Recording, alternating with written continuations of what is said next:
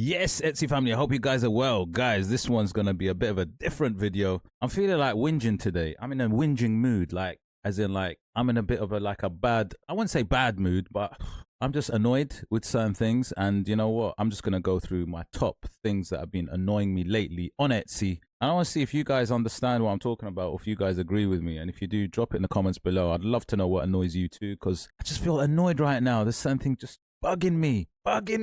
But anyway, as usual, if you love my content, please hit the like, subscribe, smash that notification bell. Get more of our videos in your feed, mate. Oh man, guys. Okay. You know what? Okay, I'm not going to do it in any particular order, but let me just talk about these. Look, one of the things that has always annoyed me, especially about selling digital products, right, is this feeling about race to the bottom. You know, like how, like, you know, to be competitive, right? To be competitive on Etsy, you got to price yourself right. Okay, you got to price yourself right, and that's a big thing. But the thing is, whenever I go into something that I'm producing or doing a listing, right, I'm looking at the prices and I'm thinking, really? Right? I'm looking at it thinking, like, really? Is it that low? Like a bundle for that much? And it's like, I feel like, do you know what I mean?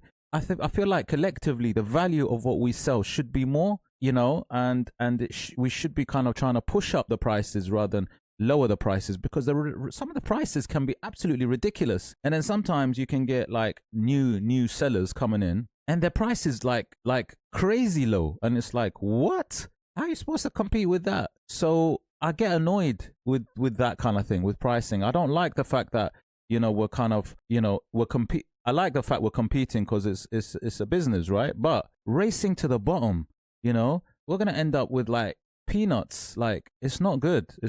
So I feel like we should have more value in what we sell, you know, the amount of effort we put in, and you know, these are our livelihoods, by the way.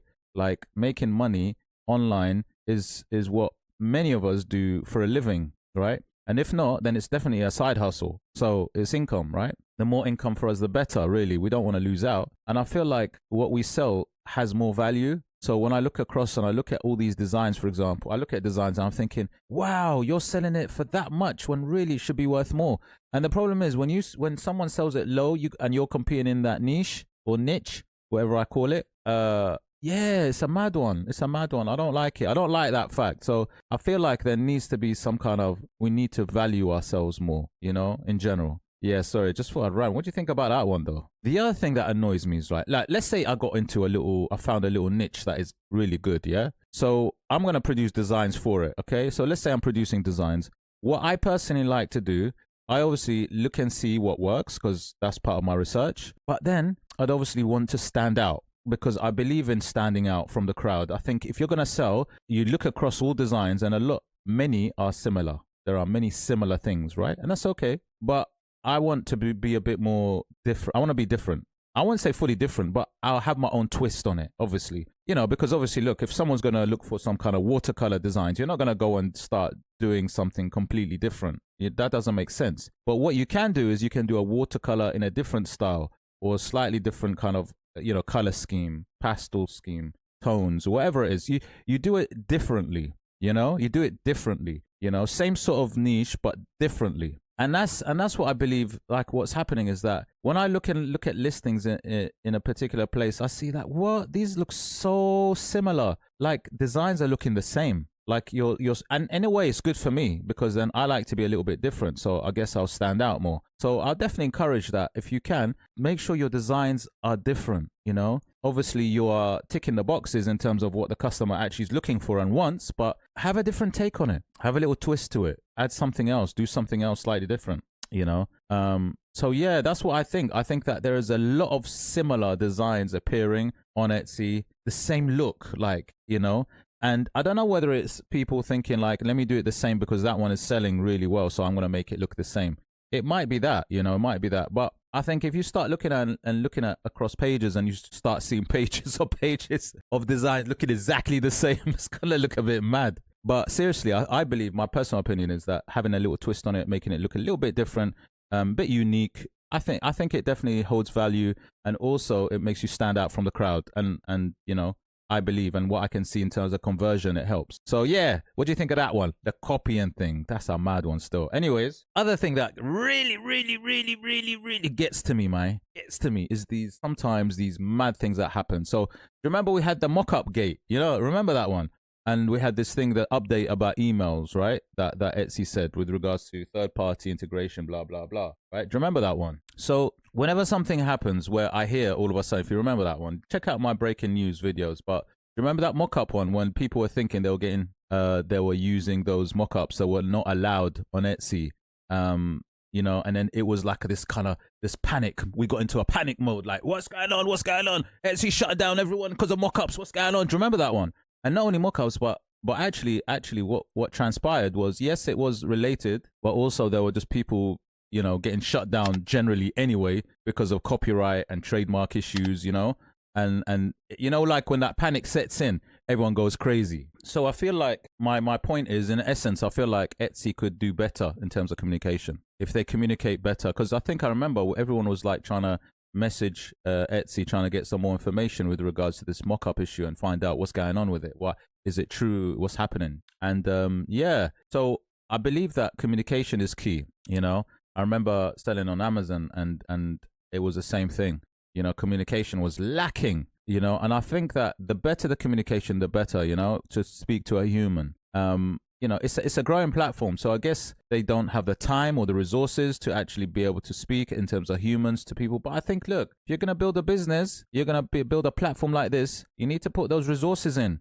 We're sellers. This is our livelihoods. We need to find out what's going on. Like, imagine, also some people are were shut down, right? Not saying everybody, but some people were shut down for various reasons. I get when you're shut down because of a trademark on copyright. I believe that, look, that's kind of, you can't be doing that. You can't be doing things like copyright or trademark. That's not right. So I can understand why stores like that were shut down. But when you got legitimate stores that were like, things happened, and things do happen to people, by the way, when it's not their fault as well, by the way, or something happened. And like, imagine that's their livelihood. That's how they earn their living, to live and pay their bills and pay their rent and pay their food and feed the family. Imagine that. And you get shut down and there's no answer, no reply, no nothing. That's a mess. I really feel for people like that, because I hear it all the time. And this is what brings me to my next point, which is, please, guys, everybody, like, you need to look at alternatives, right? You need to look at alternatives. I've spoken about alternatives. Get yourself a Shopify store. Right? Get all that. You can extract all that stuff that you've created and done from your Etsy store onto the Shopify, right? I know it might not work, build as quickly, or you might not get the sales, because obviously it's a different thing where, Etsy's a marketplace, so people are looking for things there. Shopify is harder, much harder. You have to go and market and promote and work hard to get yourself seen, okay? And that's different. And also I talked about TikTok Shop, right? That's also another possibility. But also there's other things like Gumroad. There's loads of websites coming. There's loads of actual platforms now coming through, that you can sell on. So I urge you guys, please, just honestly, I'm not saying anything will happen, but I'm saying nothing in life is guaranteed, right? Nothing in life is guaranteed. You don't know what's going to happen tomorrow. Like, I could be driving down the road and some idiot will just come out of nowhere. You don't know what's going to happen. You don't know what's going to happen in the next hour. It's like that. So what I'm saying is, if you plan and you make sure that you cover yourself in the best possible way, imagine all your hard work just is gone overnight, right? Hopefully, I'm saying, hopefully it will never happen, right? Hopefully never happen. But like I said, make sure you don't put all your eggs in one basket. I'm a firm believer of that. I really, truly believe in that. I love Etsy. It's amazing. It's so good. However, I know that don't put your eggs in one basket, and I need to spread myself. And all my great designs, I'll put them on something else. It'll be a Shopify. I'll go on different platforms. I'm going to do another update video actually on alternative places to sell your things, mate. I think that's important. I think that's real important. You got to look at alternatives. So yeah, the other thing is, sometimes, like customers, you get them weird customers. I don't know, just, oh my God. Sometimes you got weird customers. They're saying, there's some issues or whatever it is. Look, I'm always helpful. And I believe, look, a good seller, a good Etsy seller, in their head, they have to keep in their mind that the customer's right. Look, you have to be as helpful as you can. Look, if you want to do if you want to do a really profitable business, honestly, sometimes you got to bite your tongue. I mean, like sometimes you might get an annoying customer and you're like, what are they talking about? I already gave them, they got it, they downloaded it, they got what they needed. What's going on? You know, like they might be complaining about something, they never got all the images, or it could be anything, right? Anything. Sometimes people just complain. It's just, that's what they do. I think it's human nature. But I believe, look, you have to be as helpful as you can. You got to go out of your way to be helpful. That's the way to build your business, because look, we are actually reliant on building in terms of positive reviews, good reviews. We are relying on that. You know, that is a big part of making sure you build your business and make sure you get more customers, because the algorithm is going to favor you the more your reviews are good, positive. That's what I'm saying. And the more and that's what you got to do. You got to make sure your customers are happy. But like I said, sometimes you got all kinds.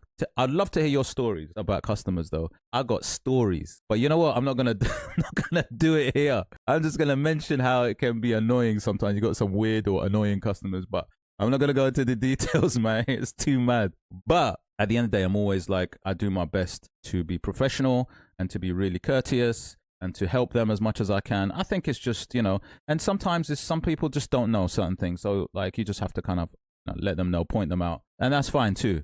As long as people are genuine, you know, I'm really go out of my way to help them. I like genuine, like, you know, not someone being, some people can be like, some people actually can really trying to, I don't know what they're trying to do, but they're kind of like, you know, especially if you start doing well, let's say, people are on that bandwagon to kind of make sure that you fail. You understand? Does that make sense? It's a weird one. But anyway, let's move on. Let's move on to the next one, mate. Scams. Oh my God. Have you seen this year? How many scams there are? There's all sorts of scams. There's a QR code scam that if you do that, links away to emails, you know, people messaging. It's a mad one. Like scams, I think this year have increased massively. So I urge you guys, like I've done these videos on scams and the latest scams, and I'm going to keep doing these because I believe the community, we need to watch out, because like I said, this can contribute to your store being closed or shut down. And especially if scammers get access to your store. Oh my God. Literally, your heart will say, you know, like I watched these videos, yeah. There's one that came out the other day on YouTube about this lady that almost got scammed, and how she's talking about how she felt, how like she went sick to her stomach, and her heart was racing and she was sweating. I mean, these things can cause a heart attack, you know? These scammers, right? They don't care. They literally don't care. They just want to get money from you, or they want to control your store so that, again, they can sort of bribe you, whatever it is. I don't know. There's all sorts of scamming going on, by the way, and it's scary. But this is the reality of our lives right now. We are living in an age where people are scamming. You know, I've had things done to me as well. I've actually had things done in terms of, you know, on even outside of. It was funny. My brother called me the other day, and he said to me, "AJ, what's going on, man? I got a car ticket. I got a ticket, you know, like parking, as in he parked in the wrong place. So he got, they call it from the borough. You got a parking fine, right? But it was £600. Like £600 is crazy. What's that? $800, $700 for parking someone. It's usually like 60, right?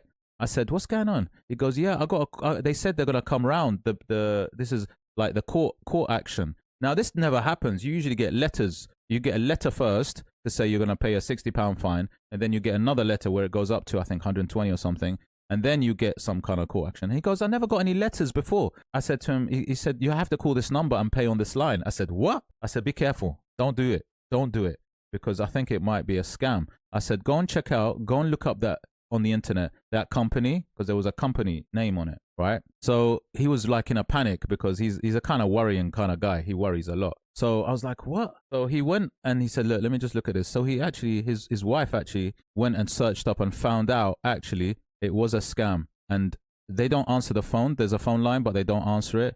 So they just want you to actually pay online that amount to some random account. And luckily, you know, through the internet, it was a scam, because they found out it was a scam. So yeah, but this is what I'm trying to say. Scamming is everywhere, everything, right? So be careful, not just on Etsy. Just be careful in general. Do not give your bank details to anybody, right? Anybody, right? Anybody who asks for that, you know, verify this, do this. Just be very, very, very, very, very, very careful, please. Yeah, and you know what? I probably spoke a bit too much, guys. Apologies. But you know what? Now and then I might do a little whinge session, a little rant, a little complaining session. Sorry. Because you know what? I got nobody to complain to. I just got my laptop here. I'm just doing my work and I got no friends, mate. No, I'm joking. No, but seriously. Yeah, be careful out there, guys. Seriously, yeah. Be careful out there. But yeah, let me know about anything that I've said. Does anything resonate? Is there any like anything that you've gone through? Because I'd love to, honestly, I'd love to hear it, and actually everybody on the channel would love to know. So if there's a scam going around that you've kind of experienced, let us know. If something about pricing I spoke about, anything that I've spoken about, if something can help our community, we're all about sharing here, right? As I keep saying, mate, knowledge is power, mate. But nah, let's share here, guys. All right. Hope you enjoyed the video. If you did, hit the like, subscribe, smash that notification bell, and I shall see you on the next video. Take care.